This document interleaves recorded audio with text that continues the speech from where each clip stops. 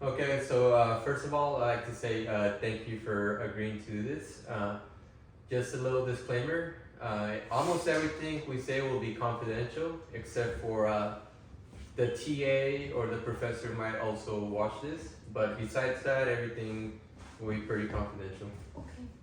So I'd like to start with your goals. What are your goals? My goals right now are finishing up grad school and getting my BCBA. So getting certified by the board for behavior analytics, and yeah, just finishing school right now. That's like my main goal. How are you doing with that right now? How close are you to being done? I have I'm halfway done. I'm literally in my fifth class. I got 5 more to go, and I feel like I've learned a lot, but also that I still have a lot to learn because there's a lot of things that come with it. But yeah, we're pretty good about it. Nice. So you're halfway done. What goals do you have in regards to that?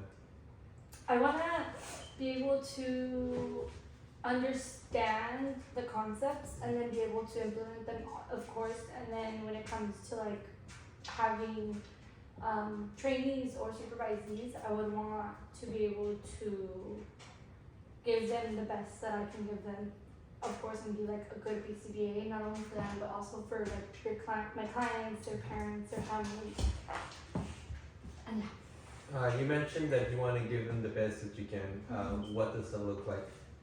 I would say, or from my experience, like with the BCBAs that I've been in touch with, I feel like a good BCBA is someone who can communicate, who listens, who can build a really good rapport with their families, their clients, their staff, because I feel like it's so much easier to, I guess, interact and be successful if you build that rapport. I feel like it's very important as a BCBA to have that. Yeah, rapport can be very important. How would you say you build it? I think it's just kind of building a mutual respect between whoever it is. If, for example, if it's your staff members, is kind of like getting to know them, getting to know things that they like, before obviously pinpointing any things that we want them to work on. So when you're giving feedback, of course, being before getting feedback, I would say pair with them, get to know them, and then understand. Because sometimes it's not about like, or sometimes when people aren't doing or performing the way you want them to, it might not necessarily be because I don't know how. It could be because of so many other factors. So I feel like being open-minded and understanding can be very helpful in those scenarios. So open-mindedness is important. Yes, that's another important one, because I feel like sometimes you have your clients and you're either working at a school or you're working with parents, and some people don't believe in the idea of ABA or don't agree with it 100%, and then you're going to come across those situations where you either have to explain and educate them, or you're going to come across people who just genuinely don't want it. So I think it's just being open-minded and not just being defensive and rude about it, and just being able to explain and be compassionate because you're all working with other people's children. Yeah. So open-mindedness, Communication. and you said building rapport is important. Those are all great. Which area do you feel like you need improvement on, or an area that you're excelling in?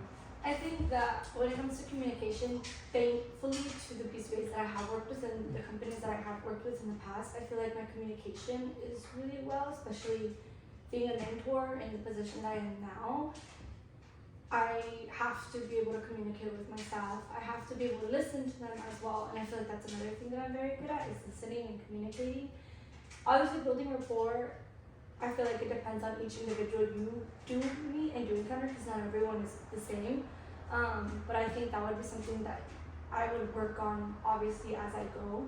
But I think in general, those are the two that I'm strong at. But again, I feel like you can learn as you go, because I can say it now and then later I can come across other factors or other things that I want to work on.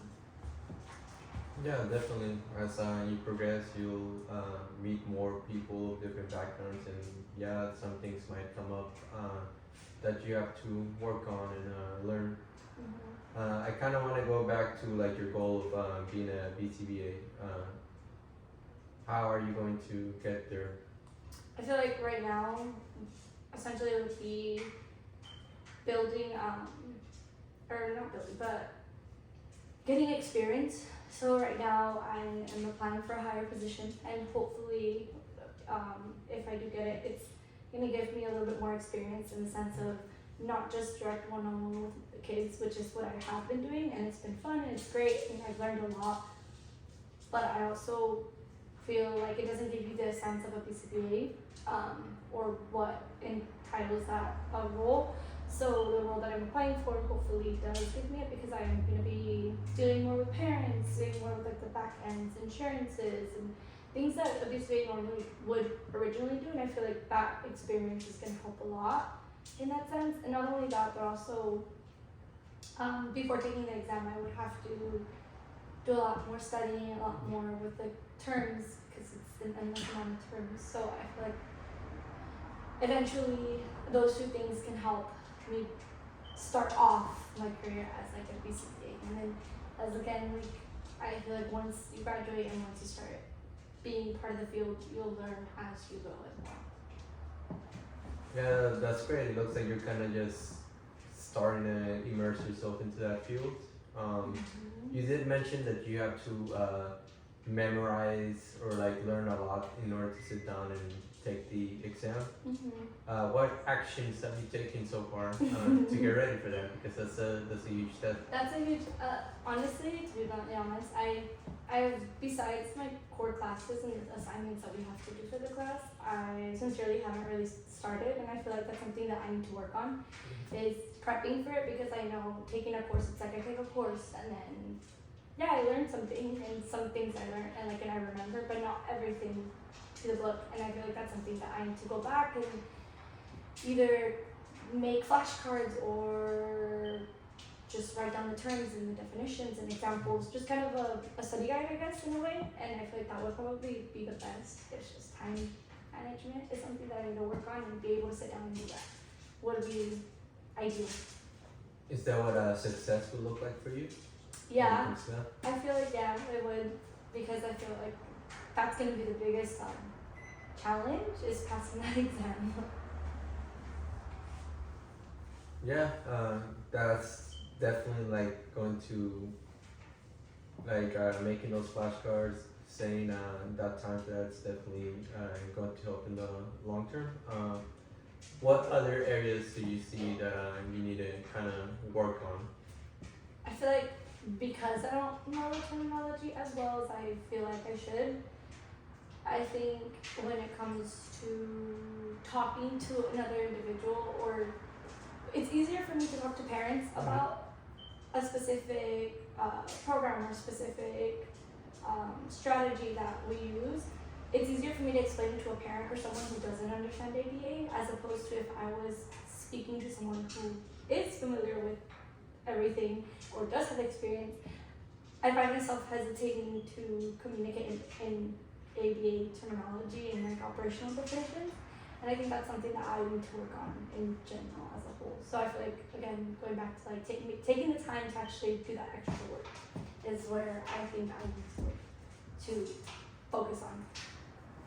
Okay, now you kind of know what you need to focus on, but when are you going to be implementing it, or how are you going to implement it? I think my next step would probably be, not right now because summer courses are really fast and time consuming, but maybe during the fall is like taking a couple, maybe a weekend or so, and like sitting down and then just going over each course and like the terminology of the course, and see what I remember, what I don't remember, and obviously make the flashcards or make the Quizlets for it, because either way at the end of the program we do have to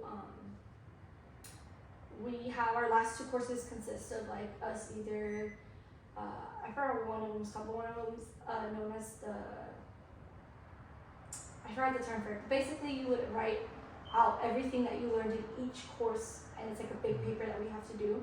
And I feel like when it comes to that, I'm gonna have to know the terminology. I'm gonna have to know, so there goes another obstacle that I have to face. So I think now would be the best time to sit down and do those things. But I think during the fall it'd be a little bit easier because I have more time to do the work, and it's not as quick as summer courses. So now that I know and I feel like it's easier during the fall, I think it's the best time to do it. The upcoming courses. Since I'm almost done anyways. So it's kind of just about locking those times in and like Yeah. really sitting down and getting ready for it. It's like now's the time. And have you gotten any feedback from your supervisors, from your boss? I've been getting some, not as much as I wish I did. Originally we're supposed to be paired up with a BCA who provides you one-on-one support all around. And in a sense, I do have BCAs that I work with, but not my core BCA. My core BCA honestly was lacking on the communication end, and I on my end didn't push enough. So I feel like I still have a lot of learning. Yes, I'm halfway done through the course, but I also find myself kind of lost on certain rules or policies, things that we're supposed to be doing. And I know that those questions that I have, a BCBA would have answered if I was getting the mentorship or the training that I was promised, I guess. So I've received some, and some of my BCBAs have been really, really good when it comes to me being on their cases. They'll tell me what I need to work on, or if I have questions, they've always been really good at answering. I think it's just when it comes to being trained like for the field as a BCA trainee, that's where I'm kind of stuck in between. Like, yes, I understand some stuff, but I don't think I'm ready to implement them 100% by myself. Kind of going back to what you were saying about your CBA not giving you that much feedback. Did you learn anything from that experience? Yes. What will you do differently next time? I learned that one, I have to vouch for myself, even if I feel uncomfortable, because I think that I felt like she knew best, or she knew what was the regulations and the policies, obviously, because we're supposed to keep up to date with them. But obviously she didn't, and I think I just kind of gave up on even asking again, and I felt a little weird, kind of overstepping or stepping on her toes and going to like someone higher. And when I did, I feel like they did talk to her, or they didn't. I wouldn't know, but I think that's something that I would do differently, and hopefully in the future when I do get a new job, is be more willing to advocate for myself and be like, hey, like, I'm not getting the responses I need, I'm not getting the training I need help here, and just kind of seek for it even if they don't give it to me, which is something that I didn't do. How would that look like? So for example, if I don't get my monthly training or my monthly meeting, I would hope that the company that I applied for will give me that, and if I don't receive that, it's like reaching out to whomever it is that I need to reach out to, and just kind of like vouching for myself and not being afraid of stepping on anyone's toes, because at the end of the day, I feel like if it's not being done, and if I don't do anything about it, then I'm not gonna get anywhere. I'm gonna be done with the program and still be really confused. So I'm trying to avoid that. So by avoiding it, it's just talking to who I need to talk to and getting that ready and set up for when I do start. So in a way, it's like being a little bit more assertive. Yeah. And you also mentioned that you pretty much are getting ready for the exam. You're applying to different places. All of this might be a little bit new, might be a little bit challenging. How are you going to balance that? I don't know. I think I'm gonna just take it step by step. I feel like if I start planning and overthinking everything, then I'll just stress myself out because I overthink everything. So I think for now, it's just do little by little what they need from me, and then go from there. Just slowly adjust to the changes. That's a good way to look at it. One step at a time, and then kind of just figure it out. But you also know what you kind of have to do. Awesome. So you're trying to be a BCBA. You're in school right now. What will success look like for you in 3 years or in 5 years? hopefully with my certification, working with a good organization or district, I would like to see what they both have to offer, what the difference is, because I know it's different. And maybe just kind of, I guess success would be like doing that and traveling at the same time, just kind of paying off all the loans. But I think that's what success would look like. It's just kind of working and also just living, but not just working, but also enjoying my free time and doing the things that I like to do that I know I can't do now because I'm so busy. Okay, and yeah, like you're looking to graduate and get the job, and that's how you're going to reach that, you know, hopefully. Um, what might get in the way of that happening? That's a good question. I think challenges would be either getting my hours, because we do need to have 2,000 hours, 1,000 with one-on-one with kiddos, and 1,000 of like other things, such as like providing training to parents, I think that's where it gets a little difficult and tricky, is getting those hours before you sit down for the exam. So I think the little things that you were supposed to do in order to get, like the little tasks you have to do in order to sit down for the exam and then taking the exam, would be like my obstacles for not getting the BCBA. But other than that, I feel like it's just kind of me getting them done. So maybe also just like my time management, again, like I said, that's something that I need to work on, because I feel like I lack it there. But yeah. How are you doing with your hours right now?